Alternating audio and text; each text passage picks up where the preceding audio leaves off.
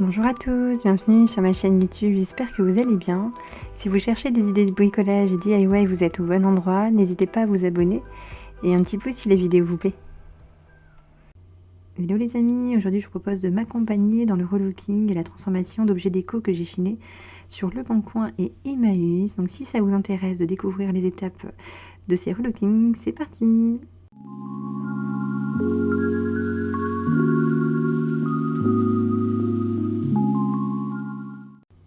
Pour le premier projet, je vous propose de relooker ce vase que j'ai trouvé chez Emmaüs. Donc c'est un vase que j'ai payé 50 centimes. Je trouvais qu'il était assez sympa, j'aimais beaucoup la forme et ça m'a pas mal inspiré. Et je me suis dit, voilà, j'ai un bon support et je vais venir complètement le relooker, lui donner un nouveau style. Donc pour commencer, ce que je vais faire, c'est que je vais mettre du scotch à l'intérieur parce que je décide de le bomber en blanc, parce que pour retirer ce motif de fleurs. Et en fait, je sais pas si vous voyez très bien la caméra, mais c'est pas vraiment un blanc, c'est plus un beige blanc cassé. Et moi je voulais quelque chose d'assez uniforme pour mon projet. Donc dès que ça a séché, donc toujours avec une bombe, c'est plus simple hein, pour ce genre de les vases, tout ça, c'est plus simple d'utiliser des bombes de peinture. Donc dès que ça a séché, je vais utiliser ces feuilles pour personnaliser le vase. Donc je sais pas si au début je savais pas si ça allait bien marcher, mais franchement j'ai eu de la chance, ça a bien marché. J'utilise de la peinture spéciale porcelaine, verre, et je vous mettrai tout en barre d'infos comme toujours. Je viens donc en mettre sur ma petite feuille. Donc je vais toujours utiliser cette feuille là en fait, la même taille, et je vais venir tout simplement la poser, voilà. Et à chaque fois, donc je vais perdre une fois la feuille et je vais utiliser 3 fois comme un tampon, donc 3 fois comme ça en fait les couleurs vont s'atténuer un petit peu, donc on aura des variations de couleurs, donc ce sera un peu plus foncé, un peu plus clair et vraiment très léger. Et je vais faire ça pour l'ensemble du vase. Voilà ce que ça donne quand j'ai terminé cette première étape. Je suis assez contente du résultat. Bon, vous allez voir, j'en ai mis en haut, mais il faut savoir que quand je fais un projet, j'ai l'idée en tête, mais voilà, ça évolue toujours en fait. J'ai une idée et après je la fais évoluer, donc il y a des éléments que vous allez voir disparaître parce que je vais faire évoluer ce projet. Donc là, c'est un premier test. Alors, il faut savoir que ce test-là n'a pas fonctionné. J'ai voulu tester une peinture que j'avais mis de côté. Donc, c'est une peinture, je vous mettrai en barre d'infos quand même pour voilà, vous dire exactement la marque, etc., ce que c'est. C'est une peinture qui se craquelle en séchant. Vous savez, elle fait un effet un peu vieilli, tout ça. Et c'est l'effet que je voulais donner au vase, comme si c'était un vase un peu en argile, avec un côté un peu brut, un côté un peu émaillé qui se détériore un petit peu. Bon, voilà. Et ça, c'était vraiment pas très joli du tout. J'étais pas contente du résultat. C'était vraiment moche. Voilà le résultat. C'est vraiment pas beau. Ça craquelle bien, hein, mais ça brille. Non, ça va pas du tout. En termes de couleur, c'était assez ressemblant, hein, mais je trouve que le rendu n'était pas joli. Je décide donc d'utiliser de l'argile. Pour cela, je prends de l'argile autodurcissante que je vais mélanger un peu avec de l'eau. Je vais faire comme une petite pâte, comme de la peinture. Et je vais venir peindre mon vase avec cette texture. Et sincèrement, ça a super bien fonctionné. J'étais très contente du résultat. Au début, je voulais seulement peindre le haut du vase et je décide d'augmenter un petit peu la surface d'argile parce que je trouvais que c'était assez joli. Donc, je vais délimiter l'espace par du scotch tout simplement et je vais venir peindre avec cette texture tout le haut du vase. Et je vais venir passer 3 couches, oui c'est bien, non 4 couches de cette peinture argile. Ce qu'il faut savoir, c'est qu'entre les 2 premières couches que j'ai utilisées, j'ai triché un peu, hein, j'ai utilisé un sèche-cheveux pour aller un peu plus vite. Et les autres couches, je les ai laissées sécher naturellement. Et par contre, ce que j'ai pas fait, c'est qu'à chaque étape, j'aurais dû retirer le scotch. Parce que ça a été là le hic.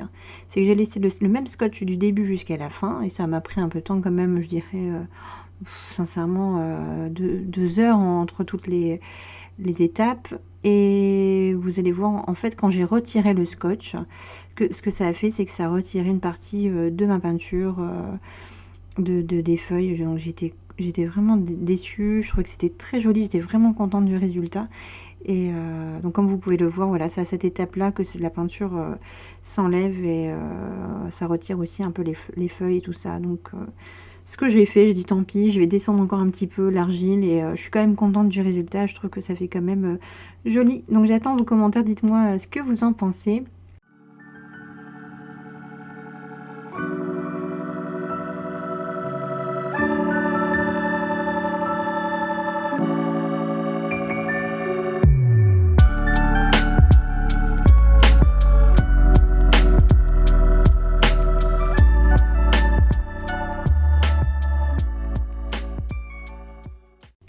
Pour le deuxième projet, je vous propose de relooker ces deux petits paniers que j'ai trouvés, donc des paniers gigones que j'ai trouvés sur Le Bon Coin. Je trouvais qu'ils étaient vraiment adorables. Je voulais pas du tout toucher à la structure des paniers parce que je trouvais qu'ils étaient sublimes comme ça.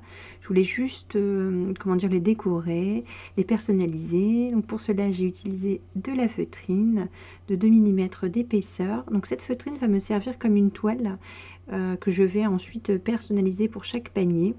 Ce que je vais faire, c'est que je vais prendre le haut du panier, je vais venir avec un crayon spécial couture, donc c'est un crayon qui s'efface à la chaleur, faire le contour du haut du panier. Donc je vais faire ça pour les deux paniers et ensuite tout simplement je vais venir les découper.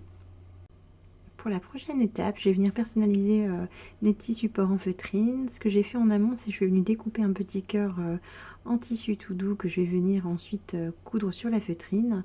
Je vais venir personnaliser donc celui-ci pour ma fille. Et ensuite, pour mon fils, j'ai décidé de faire une petite baleine, comme c'est un petit peu le thème de sa chambre, que je vais venir également ensuite broder donc, sur la feutrine également. Pour le petit cœur, je décide d'utiliser un fil rose coton. Et pour assembler les deux éléments, je décide d'utiliser un point arrière. Donc c'est le point basique en broderie couture. Franchement, il est très très simple. Donc c'est un point, en fait, vous revenez toujours au point avant. Et vous passez en dessous et ensuite vous revenez toujours au point avant. Bon, je voulais pas vraiment, on voit pas très bien avec ma caméra et le tissu, donc je vous conseille, si vraiment le point vous intéresse, d'aller voir sur YouTube. Vous mettez tuto, vous allez trouver vraiment plein de liens assez sympas et qui expliquent très bien le point arrière. Et ensuite, pour continuer donc, la personnalisation de la feutrine, je décide de venir utiliser donc mon crayon qui s'efface à la chaleur. J'écris le prénom de ma fille, donc Siloé, que je vais venir broder également avec un point arrière toujours, hein, parce que c'est voilà, un point qui est assez simple. Et c'est assez simple d'être assez régulier avec ce point, je trouve, surtout quand on débute en broderie. Et je décide également de faire des petites étoiles, petites, moyennes, etc. Pour le prénom de ma fille, je vais utiliser le même fil coton rose que le cœur. Et ensuite, pour les étoiles, je décide d'utiliser un fil or. Et pour mon fils, donc pour la baleine, je décide d'assembler ces deux éléments avec un point feston. Donc je vous mettrai aussi en barre d'infos le nom du point. Pour trouver des vidéos pareil explicatives, vous allez trouver très facilement. Et ensuite, donc je décide d'utiliser du fil coton blanc, pardon. Et pour le prénom, donc il s'appelle Elliot, je décide d'utiliser un fil coton bleu.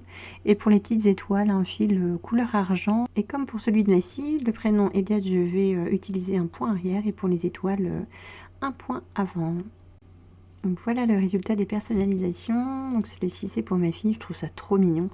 Franchement, je suis très contente du résultat. Et pour mon fils, l'intérieur de la baleine, j'ai fait un petit point avant pour les yeux et la bouche, etc.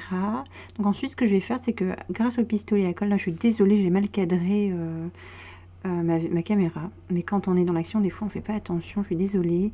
Donc je suis venue mettre de la colle donc chauffante, du pistolet à colle, et je vais tout simplement la disposer sur ma feutrine. Voilà, c'est vraiment très simple. Il faut juste faire attention avant de bien appuyer, être sûr qu'on soit bien centré. Et voilà, tout doucement, je vais venir appuyer. Et la première partie est collée. Avant de coller le reste donc de la feutrine sur mon panier, je vais venir mettre une petite, parce que comme il y a la feutrine maintenant, je peux plus l'attacher avec la hanse, donc je vais venir mettre une petite corde en haut, et ensuite je vais tout simplement mettre de la colle chauffante sur le reste du panier, donc de la hanse. Et il faut surtout bien faire attention, donc ce que j'ai dû faire attention, c'est de bien tendre la feutrine pour avoir un fond bien droit. Donc voilà, il est important de bien tendre la feutrine. Donc voilà le résultat. Je trouve ça vraiment déjà très mignon. Maintenant, la prochaine étape, ça va être de découper le surplus de feutrine avec une paire de ciseaux. Je vais simplement découper tout ce qui dépasse.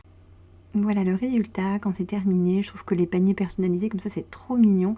Mes enfants vont adorer, ça c'est certain. J'ai hâte de voir leur réaction quand ils vont découvrir leur petit panier. Et j'ai fait exactement la même chose pour celui de mon fils. Donc voilà, j'ai collé la feutrine et ensuite découpé le surplus. Je vous laisse découvrir le résultat.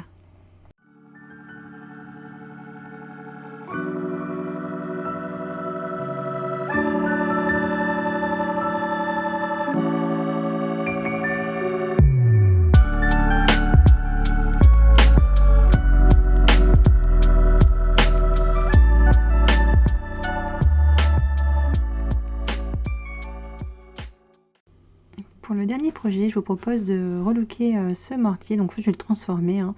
Je vais en faire une bougie. Je trouve que c'était assez sympa. J'aime bien les petites bougies avec, comment dire, les supports en bois. Je trouve ça très joli. Donc la première étape, ça va être de le nettoyer. Donc je vais décider de le poncer intégralement l'extérieur pour voilà, partir sur quelque chose de clean. Et dès que j'ai terminé de poncer, je vais venir utiliser une cire antiquaire chêne moyen pour nourrir le bois et voilà, que ce soit quelque chose de tout neuf. Par contre, ce qui est un peu dommage, c'est qu'à la caméra, je trouve que le chêne moyen sort foncé. Et je trouve qu'en réalité, il est beaucoup plus clair. C'est juste un petit aparté. C'est un petit peu plus clair que ce que vous voyez à la caméra. Dès que j'ai terminé cette étape et que ça a bien séché, je vais venir disposer une mèche à bougie au centre du support que je vais venir disposer avec un pistolet à colle. Et pour la cire, en fait, ce que je fais, c'est que j'utilise j'ai utilisé des mèches en fait de 2 bougies que j'ai fait fondre, donc je les ai récupérées. Et ensuite, moi, j'utilise des bougies, c'est pas des copeaux, bon, ça revient un peu moins cher. Et je viens les faire fondre au bain-marie et je vais venir remplir tout le support de bougies. Par contre, le seul souci que j'ai rencontré, c'est que quand j'ai fait la première, j'ai rempli ma bougie, ça a fait ça a creusé, ça n'a pas fait bien droit. Donc j'ai dû refaire une deuxième fois, fondre un peu de cire pour que ce soit vraiment parfait, que ce soit bien droit.